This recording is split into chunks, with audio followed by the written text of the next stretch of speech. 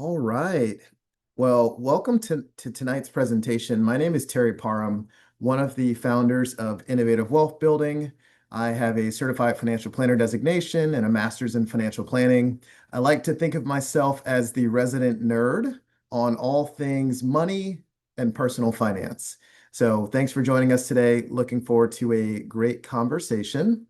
Before I kick off, um, if someone could just shoot me a message in the chat box. I want to just make sure that you can hear me okay, because if I launch into 45 minutes of content and no one can hear me, it'll be a little awkward. So thank you very much. Glad I'm coming through loud and clear. Um, so again, thank you for joining us. We have about 20 people on the line. I'm going to keep an eye out for other guests, and I'll just admit them as we keep going. I want this to be the best use of your time. If there's questions you have, comments, concerns, please talk to me in the chat box. I will be looking at it periodically because the most important thing is that I answer your questions and give you the data you're looking for, more so than just getting through the slides that I prepared for tonight.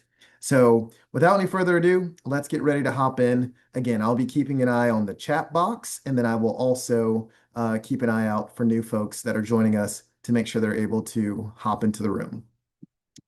So this is where we're going to start. The presentation is called Tax Efficient Investing. The short title is Keep More of What You Earn. And we're going to talk about how to do that in the confines of a portfolio. We'll talk a little bit about financial planning strategy, but we're going to try to keep this dialed into investment portfolio management because if we go broader, big picture, I could keep you here for 3 hours. So we'll keep this to about 45 minutes of content with time at the end for questions. As I mentioned, my name is Terry, the resident nerd. As you can see, lots of letters behind my name. That's just lots of time educating myself on strategies and techniques and knowledge that I can then transfer and help with our clients and our company. I've had the opportunity to talk on several different mediums about financial planning topics. And again, I'm here for your questions. Feel free to shoot me a message as we go through today's conversation. Before we jump in, just our disclaimer. While we will talk about a lot of things, please don't consider this to be personal financial advice. Your advisor will be the one to give you the best personal advice because they know your situation. I'm going to give you education. I'm going to give you general knowledge and potential things to consider. However, I will not give anyone direct recommendations today. That is not the intent. While I am qualified to talk about taxes, estate planning, and everything else, this will not be tax advice. This will not be legal advice. For specific tax or legal questions, talk to your qualified advisor to get the best information for your situation. Lastly, IWB is licensed to work across the country and all over the place. So we are registered with the federal government. And again, this is just meant to be educational and maybe a little bit of entertainment and fun too. So here's the big picture that I want to start with. The reason tax efficient investing is so important is because tax drag is really detrimental to your financial pursuits. What I mean by tax drag is this. Think about a high-speed sports car. It can probably go pretty fast, but if you have the brake activated, even partially, there's going to be a drag, there's going to be some friction that's going to prevent the car from moving as intended. And even if it's 10% friction, 20% friction, compounded over 5, 10, 20, or 30 years, that drag can lead you to really different types of results. Instead of achieving up here, you may just achieve down here. And taxes are one of those simple things that can create just enough drag to prevent you from landing where you want to financially. So that's the overall thesis. It's just that tax drag prevents us from reaching our full potential because it's slowing us down at every turn along the journey. I often quiz folks and I'll say, hey, what would you rather have? A municipal bond paying 6% or a corporate bond paying 7%? And most people look at 6 and 7 and they go, 6, 7? Seven's better. I'll take the 7. but you really have to compute what we call a tax equivalent yield. Long story short, when you factor in federal and possibly state taxes on your returns, a smaller number can sometimes be a bigger number. It's just like gross versus net. If I make $50,000 a year before taxes, it's not actually $50,000 coming to me at the end of the year. So investments are the same way. So you have to learn how to take two things that are maybe apples and oranges and then compare them directly so you get the right result. Interestingly enough, a 6% tax-free bond is just as powerful as a 9.5% taxable bond to someone who's in the 37% tax bracket. Now I get it. Not everyone's in the 37% tax bracket, but if you're in the 24% or the 22% or any other bracket, this math still bears out. So there's a formula on the screen. You can just take the tax-free yield, divide it by 1 minus your tax rate, 1 minus 0.24, and that helps you to computate the tax equivalent yield on a bond. When it comes to investing, and let's talk specifically about non-retirement investing, the time frame that you hold your investment matters a lot. If you invest $1,000 and it goes up 50% and you sell it tomorrow, you're going to pay ordinary income, so maybe 30% taxes on that full $500 gain. But if you wait a year and a day, you're probably going to pay 15% taxes. So every chance we get, we want to pay less in taxes. Sometimes that means we have to hold things a little longer. Sometimes that means we have to be strategic with how we dispose of or exit a position. But the overall concept is to understand how your gains are taxed so you can control your current year taxes, but then also optimize the growth for the long term. Additionally, if you're a high income individual, there's something called net investment income tax that you may also have to worry about, which is another 3% added on top of your capital gains tax rate.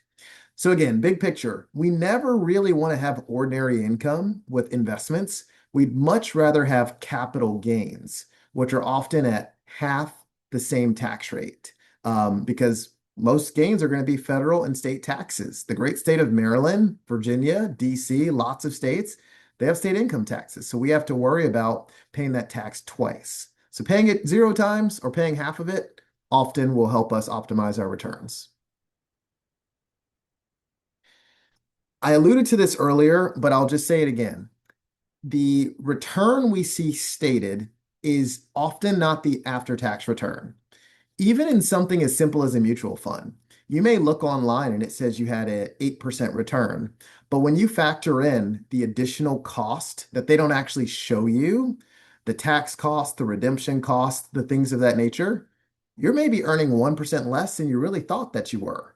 And 1% less every year for 30 years makes a big impact. So again, if you've never looked at how the investments work, then that's just something to consider. If you're on the line with us today, you probably have an advisor on our team who looks at these types of things.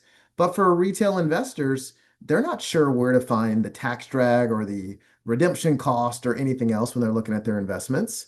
So these are the types of things that we help people to understand to ensure that we're investing efficiently. Now, every dollar should live somewhere. We pretty much all know about bank accounts, and then most of us know about retirement accounts. And those retirements are either tax deferred, traditional, or tax free, Roth. But the last bucket that sometimes gets overlooked is called a taxable investment account.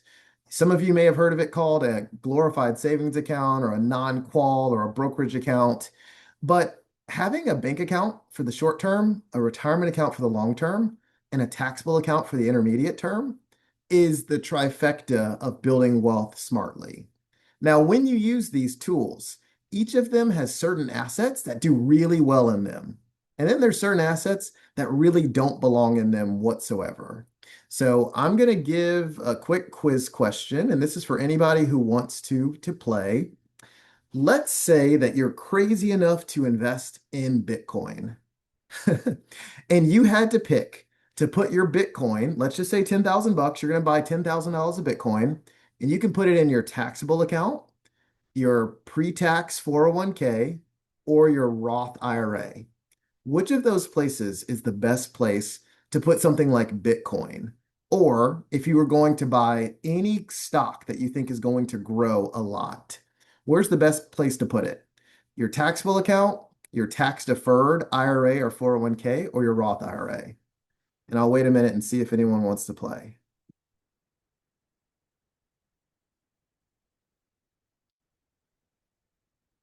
Okay, I have one contestant. James says Roth. Okay, does anyone think anything else?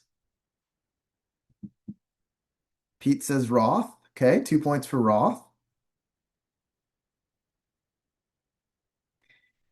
We've got a good group here. So the Roth is the right answer.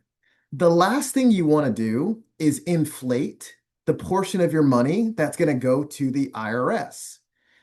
Individual retirement accounts stand for individual retirement accounts, but I don't know. It kind of stands for the Internal Revenue Service's asset. Because if you have $1 million 401k, you don't get to spend that whole million. Maybe 20 or 30% of that, $250,000 belongs to the IRS and then maybe partly to your state as well. So if you have something that's going to grow a lot, you probably want that in Roth so it grows tax-free. These are simple things that people often overlook. Real life scenario, I invest in cryptocurrency and I've done it for years. I've had some really big gains, and then I've said, man, I would love to get out of some of this stuff to protect myself. Well, if I sell it, I get hit with taxes. If I keep it, I lose 50% like I have the last 6 months. So again, when you're doing high growth things, might be a good idea to put it in a Roth because you can take the gains, sell it, reinvest it, and it's like it never happened in a beautiful way. I'll go even deeper on this and I'll just talk about how not all investments are the same. Often people hear about mutual funds, index funds, and ETFs or exchange traded funds, and they go, oh, they're all the same. They're just a basket of investments that I don't have to do much. I just kind of put my money in. Well, here's the problem with mutual funds. Even if you don't take out a single dollar, you're probably still going to owe money in taxes every single year. There's two reasons for that. When anyone else in the mutual fund wants money, sales take place, and then you pay a prorated portion of their sales tax. So you end up paying taxes because other people made decisions. Additionally, mutual funds have something called turnover. Turnover is when certain stocks are sold and new ones are bought, and other ones are sold and new ones are bought. So in mutual funds, a mutual fund versus a ETF, there's no competition. The mutual fund is always less tax efficient. I should say 99% chance it's less tax efficient if we're comparing apples to apples. So generally speaking, having something like an ETF is going to lead to better tax efficient investing. Now, if we're thinking index fund versus mutual fund, once again, index funds are super passive. They might change out 2% of their investments every year, whereas a mutual fund might change out 20 or 40%. So it's up to you. Do you want to take door A, that's not very tax efficient, or do you want to take door B, that's 20 times more tax efficient? And again, these are super simple things when you know what you're looking for. And these are the types of things that we look at in the portfolios we design and how we manage client assets. So the bottom line here is not all assets are equivalent.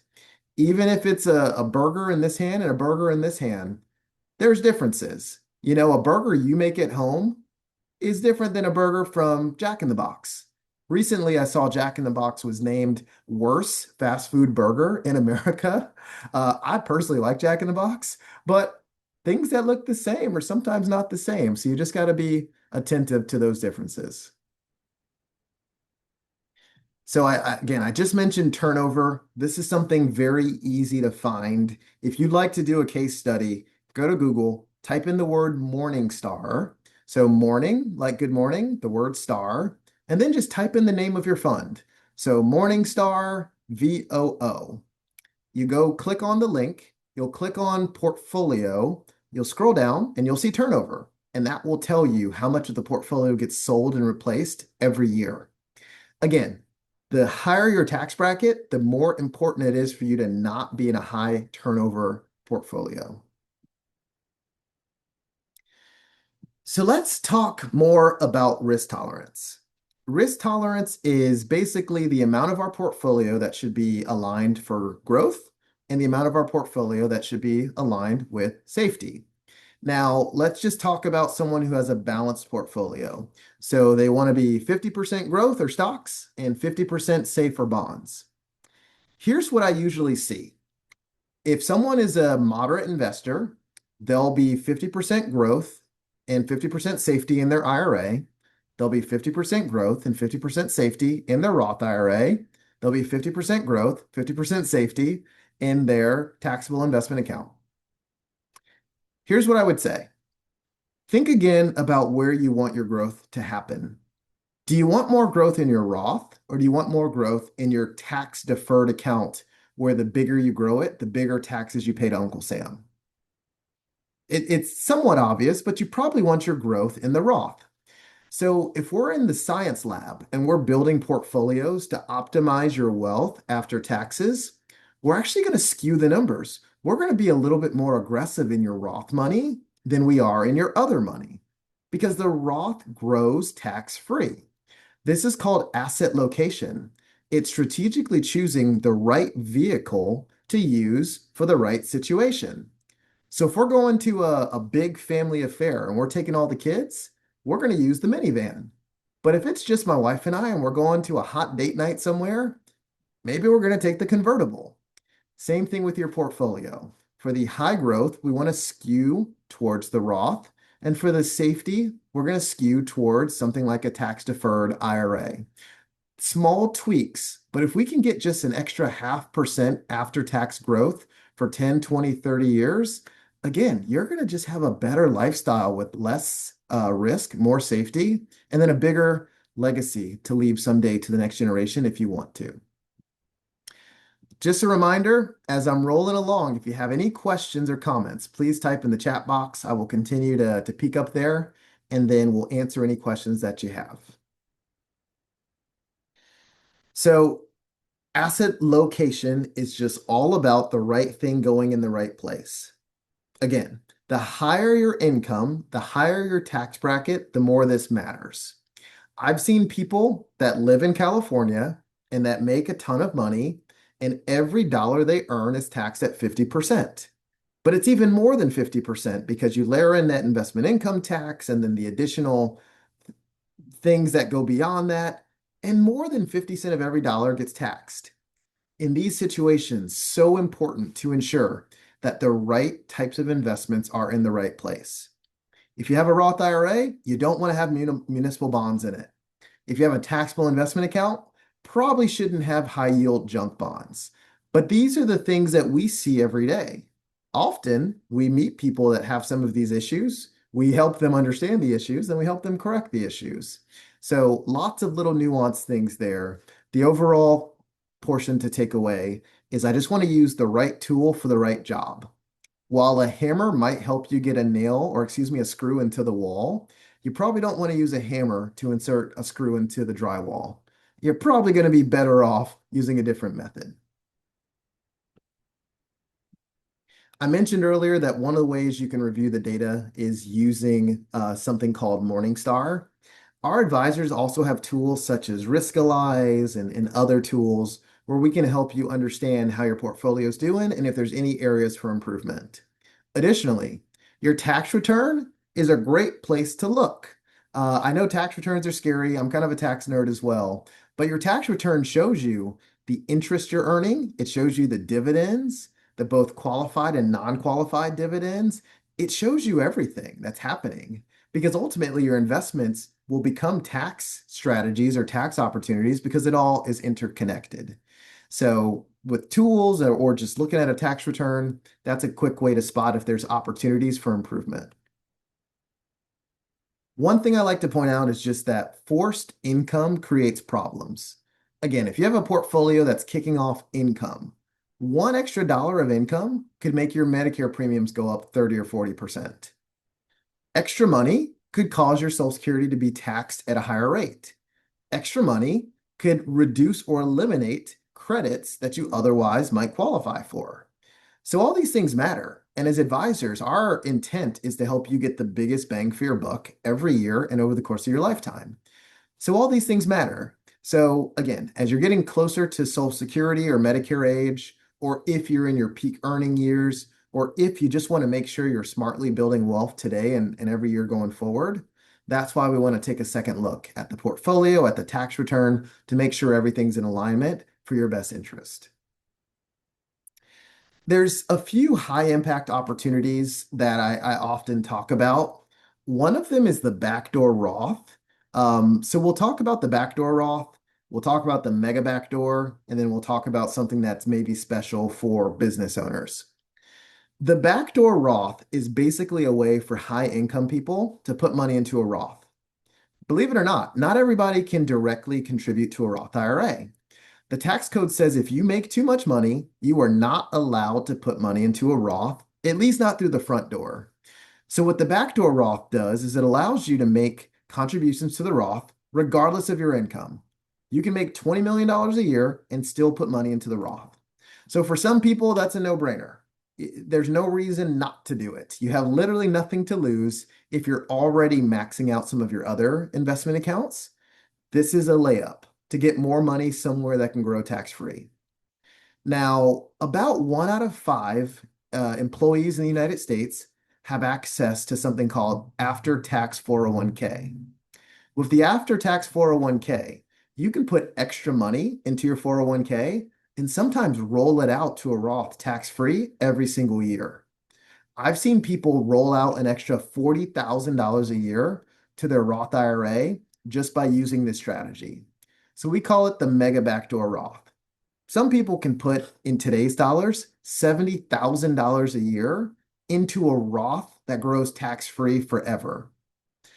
Maybe not a bad strategy. If you have the income or if you can shift some things around, over the course of 3 years, you and a spouse could put away almost $500,000 into Roth, let it grow for the next 30 years, and you don't have to invest another dollar, and you're probably going to be just fine. Again, an extreme example, 1 out of 5 people statistically has access to the after-tax 401k, and that's something that you need in order to create a backdoor mega Roth. Lastly, if you're a business owner, there are special retirement plans where you can invest not 5,000, not 20,000, not 40,000. You might be able to invest $265,000 or more per year into retirement. Where this is really attractive is if someone makes a bunch of money and they're not going to spend it anyways, you can use a retirement plan, take a huge tax deduction, push those taxes indefinitely into the future. And I say indefinitely, depending on your age, that could be 30, 40, 50 years. There's ways where you can maneuver it to reduce the taxes through conversions and other things. But the bottom line is you can create a 100, 200, $300,000 tax deduction 1, 2, 3, 5 years and save hundreds of thousands or millions in taxes by avoiding paying taxes in your high earning years by just doing the defined benefit plan. So again, this only really pertains to business owners, specifically business owners that are earning significantly more income than they need to live off of. But these are high impact strategies where people at all life stages and income stages are able to really optimize their accumulation by just using these strategies that most of us weren't taught in school. So that's just a few of the high impact opportunities that sometimes can end up being very helpful. I'll talk for a minute about tax loss harvesting and tax gain harvesting. Every now and then you buy something and it goes the wrong direction. So let's say you bought the S&P 500 and earlier this year you bought it and then there was bad news and then you lost $10,000. Well, sometimes what you'll do is you'll sell that fund, you'll pocket the $10,000 loss, you'll buy another fund that's very similar but not equivalent, you'll reinvest your money, and then you'll just let that fund grow. So tax loss harvesting is basically taking a loss on paper, removing the money, reinvesting it somewhere similar, and then you ride the gain somewhere else. What that allows you to do later is then you can sell something that's at a gain. The loss you took earlier is over here. you mash those together, and now you were able to just adjust your portfolio in a productive way and pay nothing in taxes.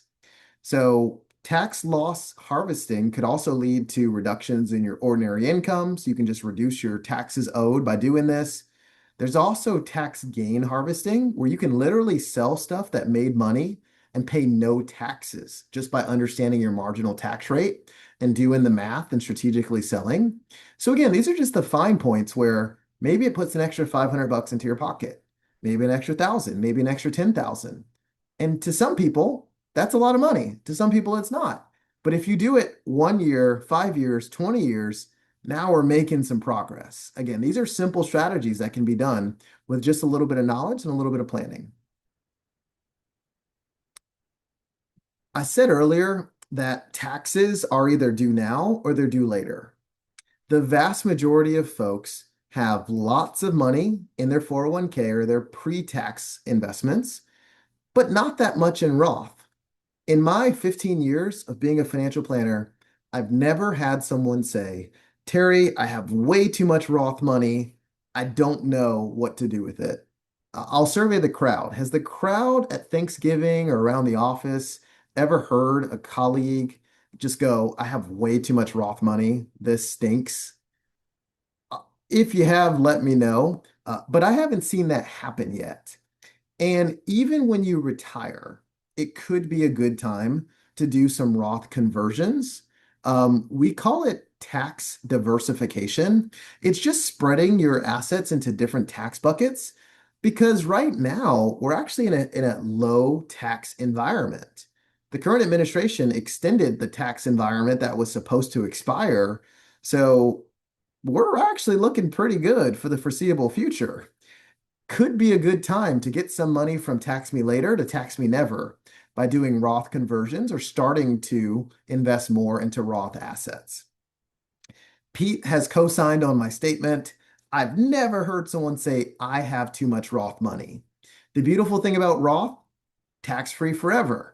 One of the strategies that I might implement is grow a Roth IRA to $1 million, buy an annuity, and then let the annuity company pay me a tax-free paycheck for the rest of my life. Most Americans agree that pensions are great. Every month, there's mailbox money. For as long as you live, you get mailbox money. But what if that pension was tax-free? If there's any retired or separated military folks that have VA disability and they're getting a tax-free check for life, it was hard earned, but that's a nice benefit to be able to keep. Tax-free money, I would argue, is one of the best types of money if you want to spend it and enjoy retirement. So again, if you've never considered Roth conversions, maybe worth considering. For some people, it's a slam dunk. It makes all the sense in the world. For other people, maybe it doesn't make sense. But it could be as simple as instead of putting all of your money towards pre-tax TSP or 401k, split it in half. Do some Roth, some pre-tax, or a third Roth and two-thirds pre-tax. There's lots of ways you can do this. I'd say there's no one size fits all. But again, no one has ever said, Terry, please take some of my Roth money because I have too much. But I have had clients tell me they have too much pre-tax because the pre-tax is what leads to increased taxation on Social Security, increased Medicare premiums, and all sorts of other things that can happen. I know first world problems, but they're problems nonetheless. So I talked about cryptocurrency earlier. I won't go back into this very much because most people aren't really doing a whole lot of crypto. What I would say about crypto is I believe since it's taxed depending on where you hold it, it could be taxed as property. So there's no such thing as the wash sale rules, which wash sale is when you sell something at a loss and rebuy the exact same thing and you want to have a gain to offset the loss. In crypto, you can kind of do that, but in other assets, you can't. Again, that's called the wash sale rule. Generally, you have to wait 30 days before you bought or sold something in order to get the exact same property. But other than that, I would just echo that if you're going to buy crypto and you have the ability, maybe throw a little bit in your Roth IRA, because if it goes up 10x, you can then sell it, pay nothing in taxes, reinvest it. Or if it's in a Roth, cash it out and spend it and buy a boat or do something fun. let's talk a little bit about legacy. Every investment decision is a tax decision because there's going to be real ramifications, especially if it's non-retirement money. But let's talk about legacy. Once upon a time, not too long ago, we had something called the stretch IRA provision. That stated that if you left behind your retirement account to your kids, they could stretch it over their lifetime and take small distributions along the way. Well, that doesn't exist anymore, at least for most people, other than spouses or certain qualified beneficiaries that no longer exist. So, what happens is if you end up leaving behind a big chunk to the next generation, one, they have to pay the taxes. Two, there's a limited time frame of which they have to take the money out to pay the taxes. And three, depending on their situation, taking that money out might hurt them. Let's say you leave the money to your kids and they have a bunch of kids that are going to go through college. If they're forced to take money out while they're filling out the FAFSA form, that could hurt their eligibility for student aid. So that's just one thing. So people will sometimes strategically think, like, what are the right assets to leave to this person? What are the right assets to leave to that person? And depending on your intent, if your intent is to leave the max amount of wealth per the dollars you've saved, it's very possible to just strategically pick and do it that way. And that's leaving to people, but that's also leaving um, to charities. So I'm going to try something that I never do on webinars. I'm going to try to draw something. Let's say you invest $1 into Terry Parham stock. This is not a real thing. And let's say your $1 grows to $1 million. So here is the quiz question, and I'm going to just assume that you can read my screen where I drew it. I've literally never tried that before, but no time like the present. If you invest $1 and something grows to $1 million in your taxable investment account, and then you die and leave it to your kids, and the day they get it, they sell it all, and then they go put it into their bank account. Can you guys help me understand, like, what are the tax ramifications to the next generation? So again, you invest $1, it grows to $1 million, you pass away, leave it to your kids, or you leave it to somebody, they sell it all, and then they put it in their bank account. Can you help me understand the tax ramifications? This came up recently with a client of mine. They worked at Apple. They had a bunch of Apple stock. And, they basically had $7,000 of basis, which is how much they bought the stock for, but it was worth almost $7 million. So they're sitting here like, man, our kids are going to get killed with taxes. So Lori says they pay taxes, ordinary income. Okay. Thank you, Lori. Any other thoughts? Ordinary income is one of the options on the table. There's a couple other types of taxations we could have. So another option is they could pay capital gains rates, which are generally maximum 20% plus the 3% kicker for net investment income tax. So maybe 23% instead of 37%. But here's the punchline. They're actually going to pay 0%. So there's something called step up in basis. When you die and leave money to your kids, and I'm just saying kids because it's the next generation. With a spouse, it sometimes depends on if you're in a community property state and how it's registered and yada yada. But again, when you have an asset that's not retirement and you die and you leave it to someone, they inherit it based off of the value the day you left it to them. So typically, when you give someone something and you're living, they get the total value, but they inherit your tax basis, which is basically what you paid for it, and they owe taxes on everything in the middle. But when you give something at death, all those taxes disappear. And now they just inherited $1 million and they're going to pay $0 in taxes. Incredibly important to know. This also works with giving a house. So I'll have clients say, hey, I'm doing some planning and I added my daughter to my house. I made a gift and added them on the deed, so when I die, the house goes to them. Wrong answer. Because you just eliminated tax-free step-up in basis, which could cost hundreds of thousands of dollars in taxes. So what's the better way to do it? Leave it to them by way of transfer on death, deed, or something else where they get the step up in basis and they avoid hundreds of thousands of dollars of taxes. So the things we don't know about taxes and legacy and this and that, it can cost us dearly. Those super wealthy families, the ones that have been doing it for hundreds or thousands of years, they know this stuff.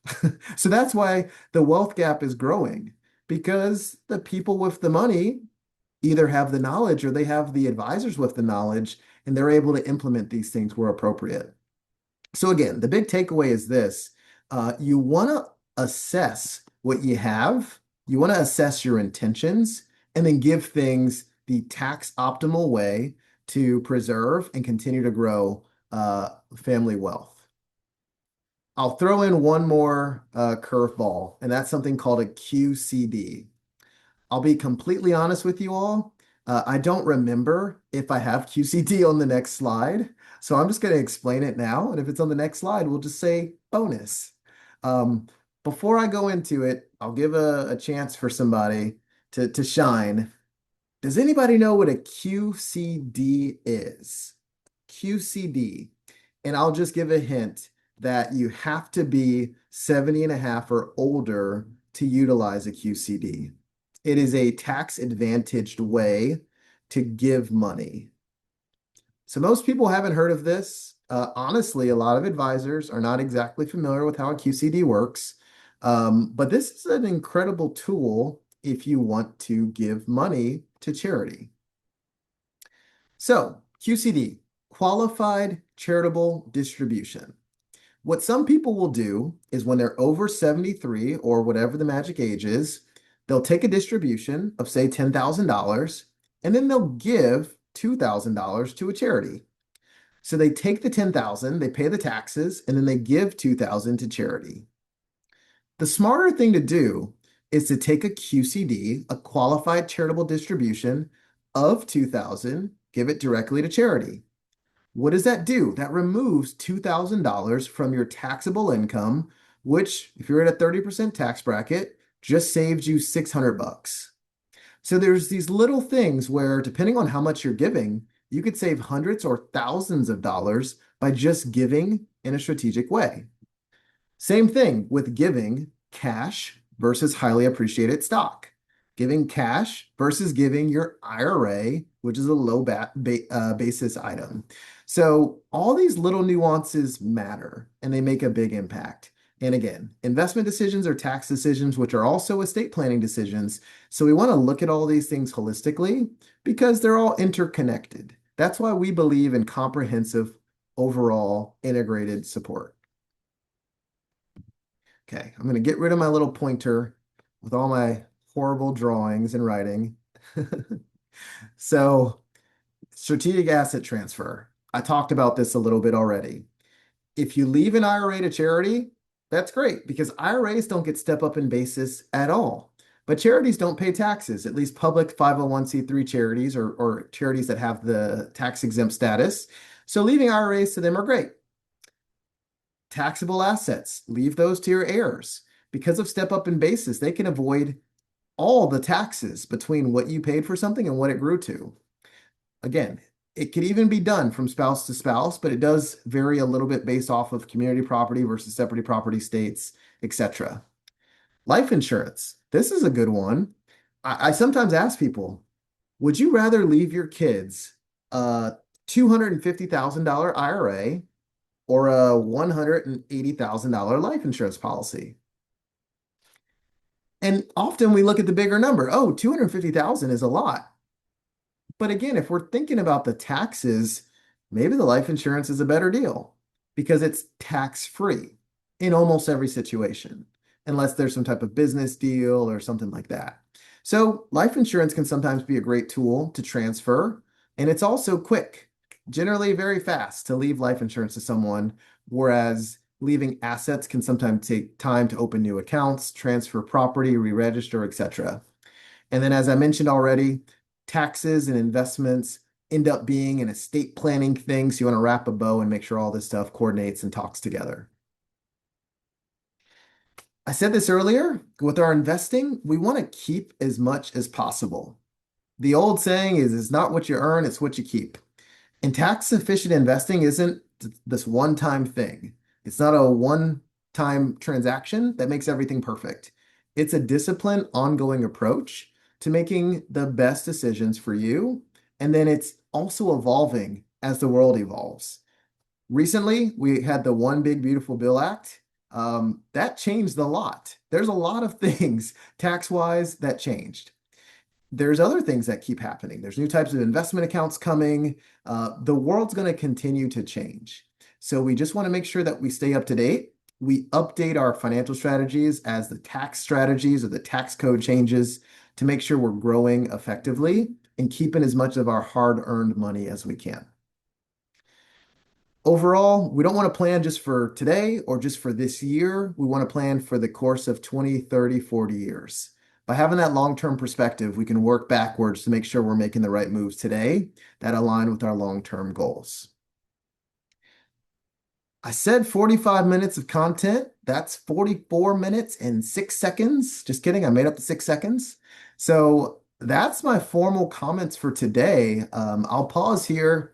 What questions do you have? I know I covered a wide variety of things from asset location to tax loss harvesting to turnover in portfolios, mutual funds versus index funds. I didn't talk about stocks. But generally, stocks are also very efficient investments to have because they don't have very high dividends and things of that nature. But are there any questions you have, curiosities about investing, tax efficient investing? If so, what are those questions? We'll spend some time on those now. And then if there's no questions, we'll get ready to wrap up.